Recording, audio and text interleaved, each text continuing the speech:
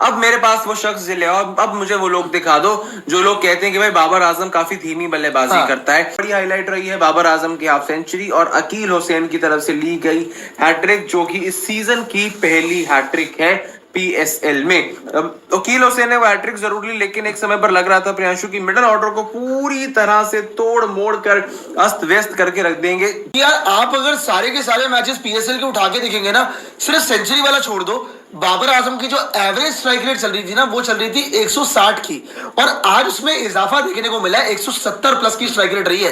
भले ही जल्दी विकेट गवा दी, लेकिन उन्होंने अपना काम कर दिया था। बाबर आजम की एक और शानदार निस्फ सेंचुरी, जिसकी बदौलत पेशावर ज़ल्मी की टीम अपना आज का मैच भी कोयटा ग्लैडिएटर से जीत चुकी है। लेकिन बाबर आजम की ताबड़तोड़ परफॉर्मेंस से इंडियन मीडिया भी हैरान परेशान है और उनकी तारीफें करने पर मजबूर हुआ है। दोस्तों, जैसा कि आप लोगों ने झलकियों में देख लिया किस तरह से इंडियन मीडिया बाबर आजम की तारीफों के पुल बांध रहा है। अभी हम मुकम्मल वीडियो की जानिब चलेंगे और तफसीलन उनकी गुफ्तगू सुनेंगे, मगर मुकम्मल वीडियो की जानिब चलने से पहले आपसे रिक्वेस्ट है कि बल्कि घंटे के साथ चैनल को सब्सक्राइब कर दे। मोहम्मद आमिर काफी एक्साइटेड थे प्रियांशु इस लड़ाई के लिए कि मोहम्मद आमिर वर्सेस बाबर आजम वहां क्या होगा। 4 ओवर 35 रन पड़ गई थी, बहुत शानदार छक्का लगाया था उनको सैम अयूब ने। ये कहानी एक अलग ही आपके लिए बयां करते हैं। अब मेरे पास वो शख्स ले आओ, अब मुझे वो लोग दिखा दो जो लोग कहते हैं कि भाई बाबर आजम काफी धीमी बल्लेबाजी करता है। आज जब बाबर आजम ने ही बैटिंग की, फॉलो विकेट्स पर एक सेकंड, आज जब बाबर आजम ने बैटिंग की, आप कन्वर्जन रेट देखिए भाई साहब। एक तरफ से सैम अयूब का विकेट गिरा, एक तरफ से वहां पर फिर आपके मोहम्मद हारिस का विकेट गिरा, फिर हसीबुल्लाह आती चले गए, फिर उसके बाद बाबर आजम जब खुद आउट हुए, मतलब पहले से लेकर 13वें ओवर तक विकेटें गिरती रही, लेकिन स्कोरिंग रेट आपकी कभी नहीं रुकी। चौथे ओवर में आपके 46 थे, 9वां ओवर शुरू होता है 96 वहां बन जाते हैं। फिर अगली विकेट चली उसकी सिर्फ 7 गेंदों के अंदर आई, तो उसे कुछ ज्यादा नहीं कहा जा सकता है। और उसके बाद आप देखिए 10वें ओवर के अंदर आपके 100 के स्कोर पर तीसरी विकेट आई, जबकि 13वें ओवर तक आप 136 पर पहुंच गए थे। मतलब 3 विकेट गिरने के बावजूद भी 136 पर अगर आप वहां पहुंचे तो 12 की स्ट्राइक रेट से आपने बैटिंग की तीसरे से चौथे ओवर के बीच, तीसरे से चौथी विकेट के बीच में कहीं ना कहीं। तो हाँ, अब आगे रॉबिन बैटिंग कार्ड के ऊपर जो बताता है कि बाबर आजम ने जो आज तेज अंदाज में बल्लेबाजी की, 176 का स्ट्राइक रेट, एक छक्का भी लगाया, 9 चौके लगाए बाबर आजम ने। कुल मिला के 30 बॉल से प्रयास हुए, 30 गेंदे 53 रनों की पारी खेली, 30 बॉल्स 53 रन फुल स्क्रीन पर आ जाए। ये बाबर आजम ने परफॉर्मेंस अपनी तरफ से करके दिखाई।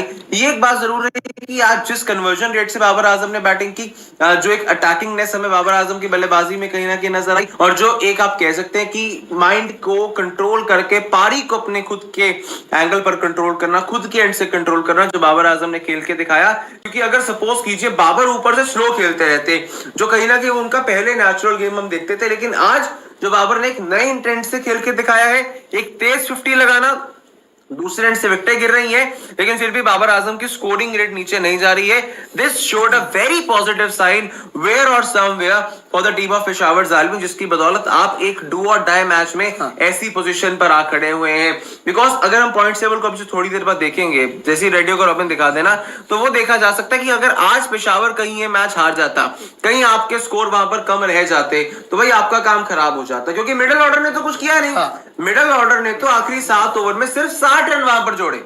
जो असली स्कोरिंग हुई आपकी पहले 13 ओवर में हो गई थी, क्योंकि 13 ओवर के बाद अगर आप 136 पर है, तो कोई भी टीम ये टारगेट करेगी कहीं ना कहीं कि आप जो है टोटल अपना बना दें तकरीबन 200-220 के पार। उसके हिसाब से अगर 13 ओवर में 136 थे, उस अकॉर्डिंग में बहुत बहुत बहुत स्लो परफॉर्मेंस कहीं ना कहीं आपको देखने को मिलती है आज पेशावर ज़ालिमी के मिडिल ऑर्डर की तरफ से, which I will say is point to be criticized. उसके बाद अगर हम देखें कि अगर आज कहीं आपके लिए पेशावर ज़ालिमी ये मैच हार जाता, तो इसके बाद ये सिर्फ 11 पॉइंट पर जा सकते थे, जिससे पेशावर ज़ालिमी की उम्मीदें आखिरी मैच को जीतने के बावजूद भी यही थी कि आप टॉप 2 में शायद ही जाते। बिकॉज इस्लामाबाद एक मैच जीतेगा, नंबर 11 पॉइंट्स पर चले जाएगा, लेकिन इस्लामाबाद की नेट रन रेट पॉजिटिव में, उनकी net run rate Peshawar Zalmi से बेहतर है। सबसे पहले मैं बोलूंगा I am happy for Babar Azam and Pakistan cricket team and also for Peshawar Zalmi, क्योंकि भाई बाबर आजम की मैं बात कर रहा था पिछले मैच में, जब लक्षित मेवाड़ आप कवर कर रहे थे, पेशावर ज़ालिमी का ही मैच था,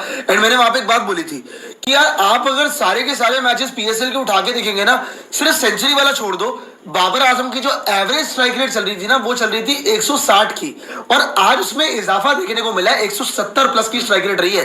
भले ही जल्दी विकेट गवा दी, लेकिन उन्होंने अपना काम कर दिया था, जो उनका काम था वो करके जा चुके थे। सईम अयूब ने भी वहां पे 12 पे 30 बना के आपको स्टार्ट दे रही थी, शुरुआत में छक्के लगाए थे। तो जिस हिसाब की स्टार्ट यहाँ पे बाबर आजम और सईम अयूब ने आपके लिए दी थी, स्टेज सेट करके दे दिया था। आपका मामला खराब ही हुआ मिडिल ओवर्स में, 7 से 14 ओवर के बीच में, 7 से 15 ओवर्स के बीच में मैं कहूंगा कि आप वहां पे थोड़े से विकेट ज्यादा गवा गए। हालांकि रन आए, लेकिन विकेट ज्यादा गवाए जा रहे थे, इसलिए आप एंड में वो 13 ओवर में अगर 136 पे थे, तो आप शायद कहीं ना कहीं मैं कहूंगा कि हाँ हो सकते थे, 210 आपका स्कोर हो सकता था, क्या पता आपको एडवांटेज में आ सकते थे। लेकिन उस तरह की एक्सेलरेशन एंड में आपको देखने को नहीं मिली।